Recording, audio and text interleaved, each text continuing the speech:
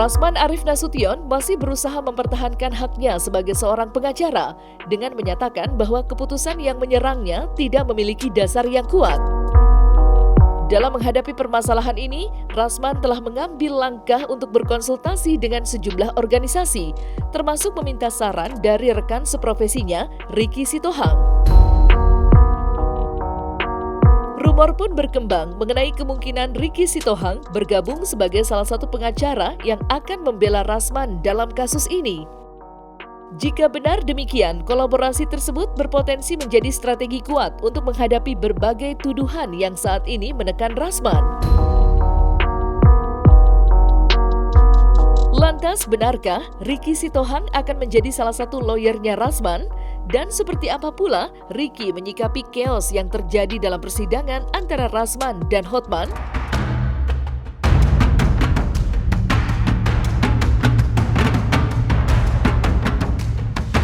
Kalau kita melihat posisi ini, ya, dari Pradi Bersatu juga memberikan penguatan kepada Rasman, ya kasihan sih sebenarnya. Tapi ya sangat saya sayangkan juga. Saya sejak dia tuh teriak di pengadilan, saya sudah kecewa juga.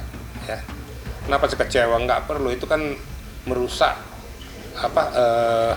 suasana yang ada di pengadilan. Akhirnya tidak bisa berjalan dengan efektif, kan gitu. Nah, ditambah lagi ya, saya sangat sesalkan sekali ngapain harus teriak-teriak ke Mahkamah Agung, ya. Jadi kontraproduktif, justru membuat jadi institusi yang punya kewenangan jadi ngambil langkah yang sigap. Kemudian ke DPR ngapain? Gitu loh. Jadi nggak ada gunanya, lebih bagus apa yang sudah kita lakukan ini ternyata akhirnya kan minta maaf juga. Ya kenapa nggak kemarin-kemarin dilakukan? Seperti Firdaus udah teriak sana teriak sini, teriak sana teriak sini, akhirnya buntutnya minta maaf. Coba dari awal itu dilakukan, pada saat setelah terjadinya peristiwa di pengadilan itu dia keluar istilahnya permohonan maaf karena situasional, saya kayak gini-gini.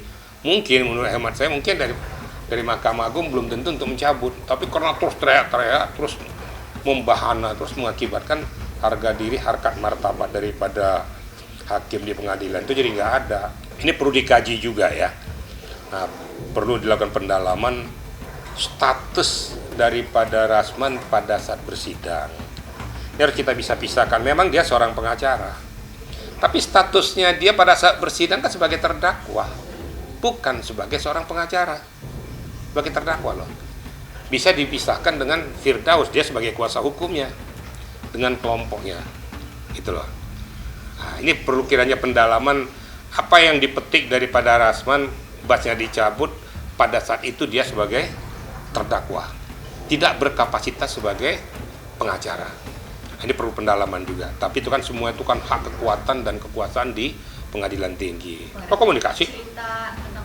Saya tegur dia. Karena saya kan jujur. Saya bilang saya walaupun tidak muncul, saya memberikan supporting kepada dia tentang masalah di salah hukum. Tapi pada saat kejadian itu saya tegur, kamu laku jangan seperti itu. Jadi permohonan maaf tuh kamu lembut, tenang menghadapi orang itu. Nanti akibatnya sudah banyak orang nggak suka sama kamu, kemudian tindakanmu itu semakin banyak yang nggak suka. Sudahlah, rubah pribadimu, gitu loh. Supaya betul-betul jadi kau seorang lawyers yang benar, gitu loh. Nah, tapi saya harapkan juga kepada kita teman-teman semua, ya, udahlah kita nggak bersih-bersih semua lah, nggak usah saling menjatuhkan sama pengacara, ya. Kalau bisa diberikan supporting, suntikan kepada teman-teman kita yang kebetulan lalai ataupun sedikit menyimpang. Berikan penguatan, berikan dorongan, jangan malah dijatuhkan, jangan malah dihancurkan. Ini juga nggak elok juga. Kembalikan pada saat kalau kamu menghadapi permasalahan itu bagaimana kira-kira.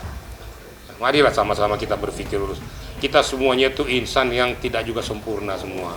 Saya tidak akan muncul. Kan dari awal, dari dulu saya udah ngomong, ya. Tapi tertulis dalam buku puasa. Ada tertulis di situ, ya. Gak elok juga kalau saya nanya pada situasi kayak gini, ya. Terus katakan saya juga mundur, gak elok juga. Karena tidak, istilahnya tidak ada, istilahnya kalau saya katakan, nggak ada dasar saya untuk mengatakan itu. Justru pada situasi kayak gini kita berikan dorongan kepada dia. Tentu dorongan untuk membangkitkan semangatnya dan dorongan juga untuk dia merubah sikap-sikapnya. Itu loh. Saya tidak setuju dengan sikap dia. Itu.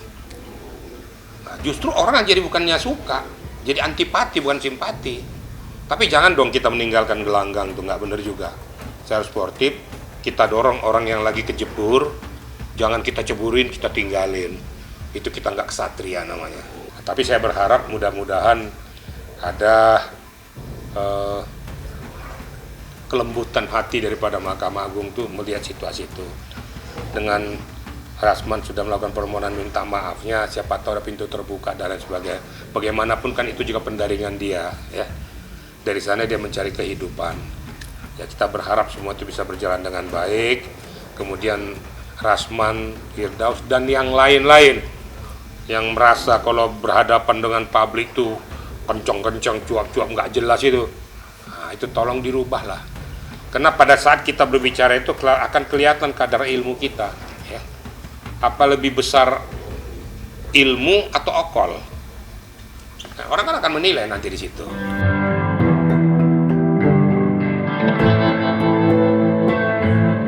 Menjelang persidangan yang dijadwalkan pada tanggal 20 mendatang, Rasman Arif Nasution menghadapi dinamika baru dalam tim kuasa hukumnya. Ya, setelah pencabutan surat kuasa dari salah satu pengacaranya, Firdaus Oiwobo, kini Rasman secara resmi menunjuk Herwanto sebagai pengacara pengganti. Herwanto telah mengkonfirmasi bahwa dirinya telah menerima dan memegang kuasa untuk membela Rasman dalam sidang mendatang.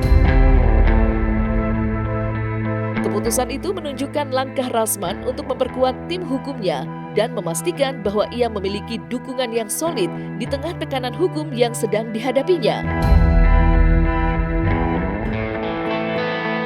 Pergantian kuasa hukum ini menarik perhatian publik, terutama mengingat peran strategis yang akan dimainkan Herwanto dalam membela Rasman pada persidangan nanti. Akankah perubahan ini memberikan dampak positif bagi jalannya persidangan?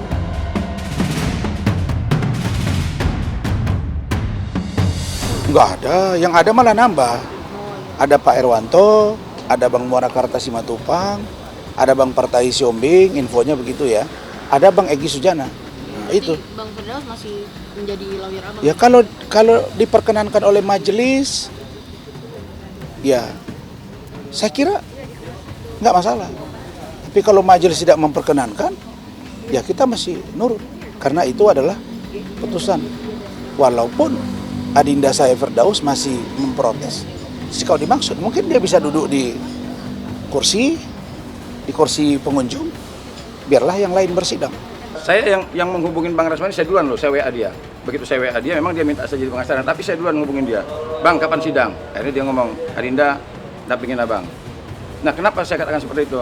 Waktu saya berdoa, saya bilang, kapan saya mendapatkan klien yang benar-benar dia tidak takut di penjara, tidak takut dan segala-galanya. Begitu Bang Rasman mengatakan seperti itu, dalam hati saya, Bang Rasman, kamu klien saya. Nah, saatnya saya terjun ke lapangan langsung sidang nanti tanggal 20 nanti ya. Artinya saya mendampingi klien saya seorang terdakwa yang tidak takut di penjara.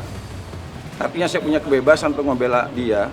Apalagi sekarang ya, dia dulu ditetapkan sebagai tersangka, sebagai advokat. Saya juga sesama advokat. Artinya saya punya kesempatan membela orang seorang terdakwa. Bang Rasman ini ya, status hukumnya adalah pencari keadilan. Artinya dia minta ruang dan waktu supaya dia bisa membuktikan bahwa dia benar nggak sih tersangka menjadi terdakwa, benar nggak dia salah, mengingat ya, mohon maaf nih, di negara kita ini masih banyak ya orang kaya yang buat laporan, orang yang punya kedekatan buat laporan, wah perkaranya cepat, lancar. Coba kalau orang susah yang buat laporan, lama sekali jalannya. Nah sekarang boleh dong saya menduga, karena apa? Pelapornya ini kan kita sama-sama tahu, duitnya ada, kedekatannya ada, jadi kita menduga, bisa-bisa aja kan, makanya sekarang kita uji di pengadilan. Kalau saya mau diserang, mau dicaci maki, saya sudah ikhlas, silahkan. Tetapi saya hanya memastikan bahwa apakah ilmu dan harta yang saya miliki ini benar-benar saya pergunakan untuk kebenaran, untuk keadilan. Saya tidak akan pernah menyesal kalau saya melakukan perbuatan yang baik.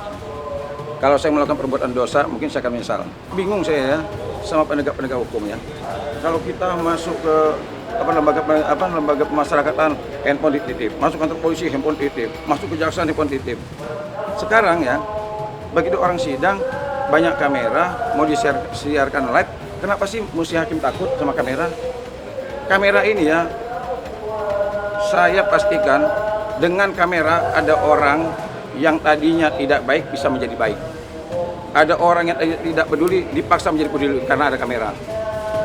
Jadi artinya kalau kita mau menegakkan hukum, ingin mengungkapkan kebenaran, kenapa mesti takut dengan kamera? Kenapa mesti takut dengan kamera? Begitu dia sidang 1 terbuka, sidang kedua terbuka, begitu sidang ketiga kenapa tertutup? Enggak, kita tetap sesuai jadwal, kita agendakan pemeriksaan perkara atas nama Pak Rasman dengan Iklima tetap hari Kamis tanggal 20. Lanjut pemeriksaannya. Ganti hakim kan itu permohonan dari terdakwa, silahkan aja. Ada nggak alasan untuk mengganti hakimnya seperti itu? Kan seperti itu, ya. Jadi kami juga tidak bisa menentukan harus diganti tidaknya, ya. Masih tetap berjalan.